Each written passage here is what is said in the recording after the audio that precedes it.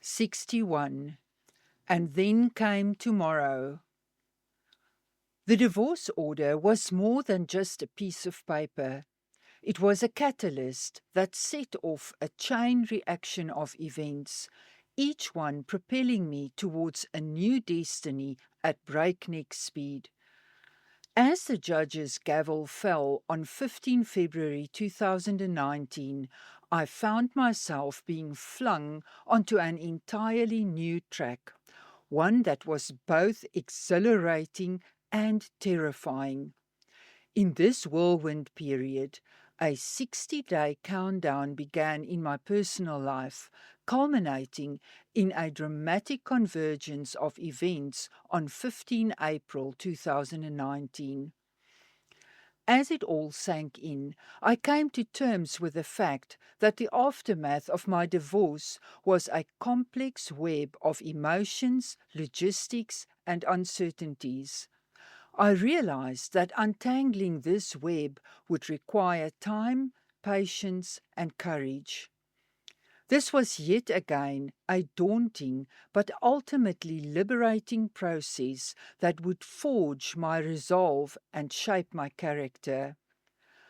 Undoubtedly, the most monumental and liberating news was that the divorce settlement agreement, which Henny had signed, stipulated that he would vacate my house by 28 February. I was utterly ecstatic, relieved, and empowered all at once. The fact that the registration could now proceed and I could finally close the door on my Oudtshoorn life was nothing short of miraculous. I stood in awe of the divine guidance that had prompted me to specify 28 February as the date of vacant occupation. The buyers were thrilled with their new home, and I was grateful they had set clear boundaries with Henny, sparing me further stress. Despite this positive development, Esther Marie remained absent from my life. I was unaware of her whereabouts, although rumors suggested she was still in Stellenbosch. I continued to bear the financial burden of her car and phone payments, which significantly drained my already reduced monthly income. Keith and I engaged in numerous heart-to-heart discussions about my complicated history with Esther Marie. As we talked, the fog that had clouded my judgment began to lift, allowing me to think more clearly and logically. I stumbled upon a profound realization. The years of being entangled with Henny's narcissistic abuse had taken a toll on my mind. For 24 years, I had been repeatedly manipulated into doubting my own sanity, memory, and judgment. It was as if my sense of reality had been warped, making it difficult for me to distinguish between what was real and what was fabricated. Conversations with Keith, who embodied emotional stability and health, revealed the stark truth. Esther Marie's willingness to use my financial resources while disregarding my presence was unacceptable. It was time that I honored my own sacred inner vow, the one I had repeatedly made on my solitary treks on Strand Beach, to stand up for myself and advocate for what is fair and just. I could no longer excuse her behavior as that of a traumatized daughter. Her choices, which deeply saddened me, were no longer aligned with my character, principles, and values. When Keith suggested we start searching for Esther Marie in Stellenbosch, I was in accord. We embarked on discreet missions to the vibrant student town, but each attempt ended in disappointment, with no sign of her. Then a mysterious parcel arrived at the Cape Town post office, addressed to me.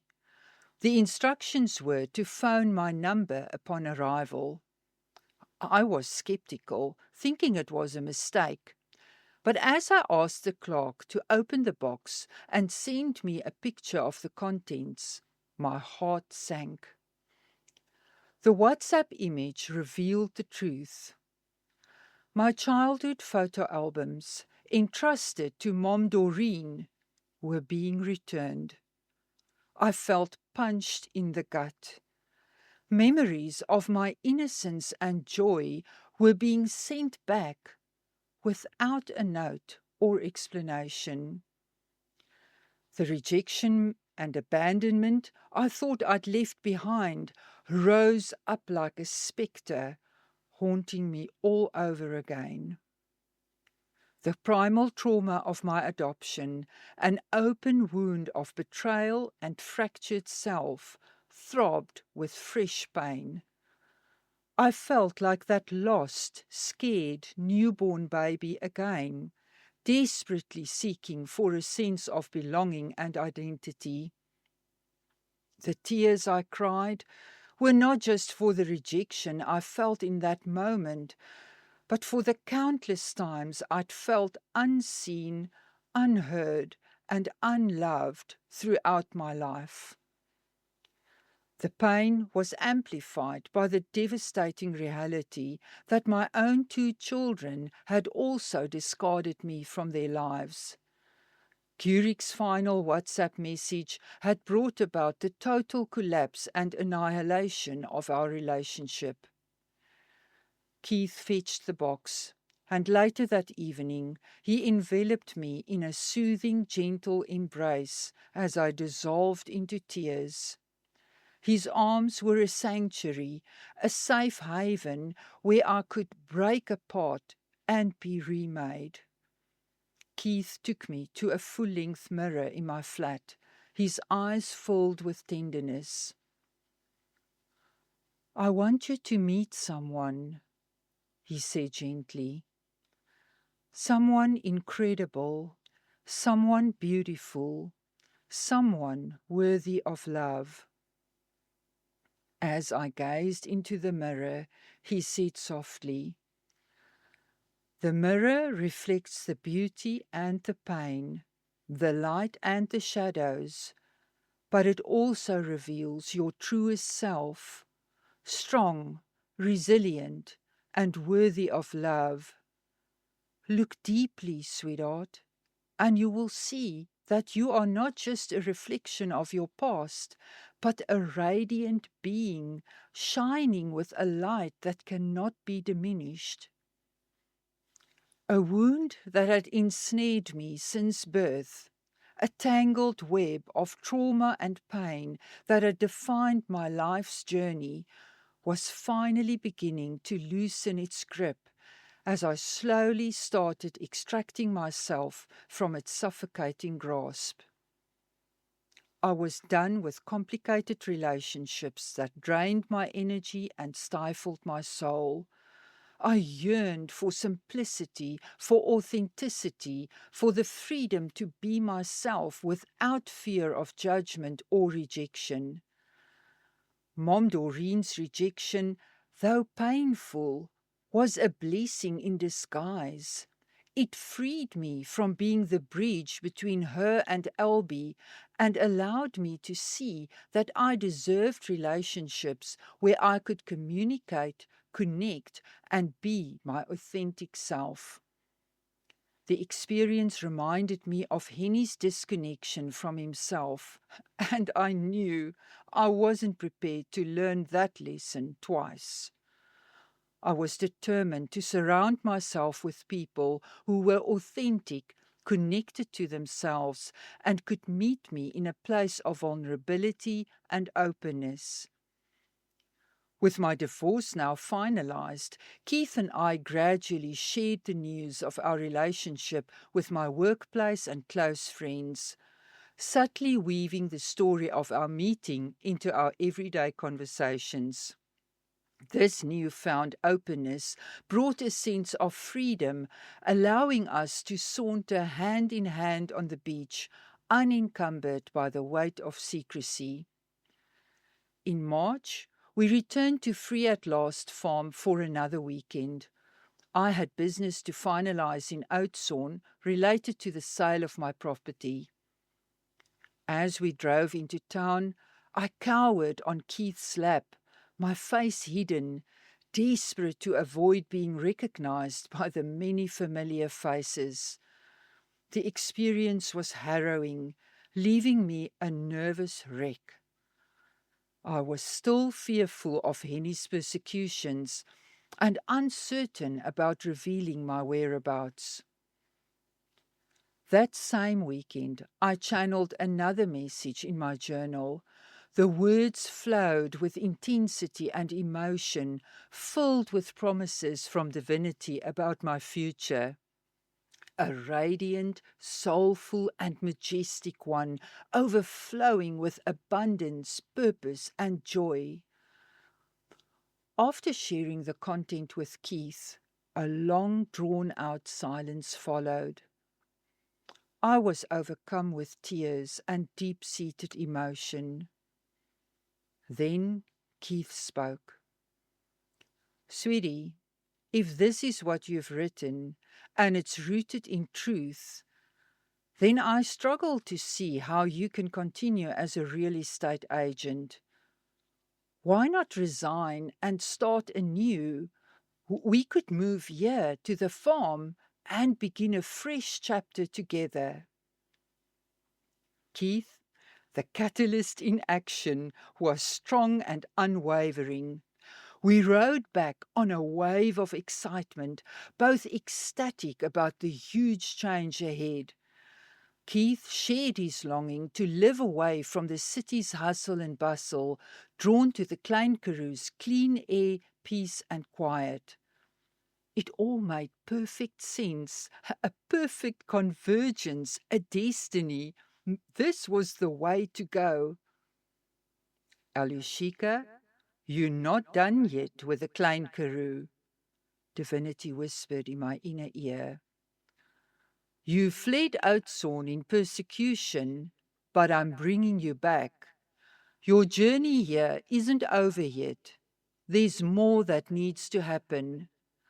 Trust me and my divine timing.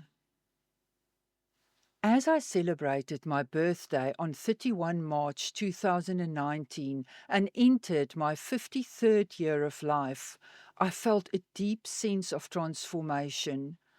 I reflected on the trials that had shaped me, my acrimonious divorce and my relentless struggle to provide financial stability. My resignation from the agency that week felt metamorphic, not because of the agency itself, but because it symbolized my release from the weight of financial responsibility that had driven me for so long. A profound sense of relief and release washed over me, knowing that this chapter of my life had reached a purposeful and fulfilling conclusion. What stood out most in that moment was my gratitude for Keith, who had lovingly lifted the weight of financial responsibility from my shoulders. He was the first partner in my life who recognized me for who I truly was, beyond the roles I'd played, the expectations I'd shouldered, and the pressures I'd endured. He didn't stand behind me with a whip, driving me only to perform, produce, and provide. He saw my soul, spirit, and search for self-expression. In that moment, I realized that Keith's love and acceptance had given me the greatest gift of all, the freedom to be myself without apology or expectation. He'd shown me that my worth wasn't tied to my productivity, my income, or my ability to provide. He'd seen the real me beneath the layers of responsibility and stress, and had loved me for who I truly was. This realization was both exhilarating and humbling. It made me aware of the ways in which I'd been living my life, driven by external expectations rather than internal desires. It made me grateful for Keith's presence in my life and for the gift of self-discovery that he'd given me. And it made me excited for the next chapter of my life, one in which I could live more authentically, more freely, and more true to myself. As if divinity itself was endorsing my newfound self-awareness, Keith found a new tenant in record time. The timing was serendipitous. The tenant was eager to take over my lease and move in by 15 April, thrilled to occupy the flat mid-month. In a whirlwind of activity, we arranged our move to the farm within a mere 2 weeks. Fittingly, the same removal company that had relocated my furniture from Oudtshoorn to Somerset West would now transport our combined belongings, including my cherished piano, back to Ladysmith. As we embarked on this new chapter, 15 April marked a poignant milestone, the 2-month anniversary of my divorce. The gentle hum of serendipity gave way to a thrilling whisper. What if this is just the beginning?